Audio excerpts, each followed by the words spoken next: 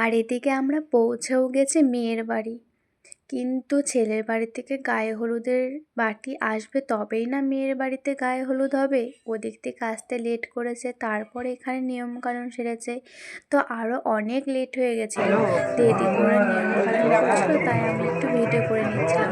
আমার আশেপাশে যারা দেখছিলো ওরা সবাই গেছিলো গায়ে হলুদের বাটি নিয়ে। তারপর আমরা চলে এসেছি খেতে, কারণ আমাদের খেতে দিয়েছিল। আমি, বোন, মা আরও যারা যারা গেছে ছেলের বাড়ি থেকে সবাই খেতে বসেছিলাম। তারপর এই দেখো ঘরে এসে বসেই আছি, ওদের নিয়মকানুন এখনও হয়নি। প্রায় 4টের সময় গেছিলো পার্টি মেকআপগুলো সাজতে, তো আমি সেগুলোই শুরু করে দিয়েছিলাম পার্টি মেকআপগুলো সাজানোর জন্য।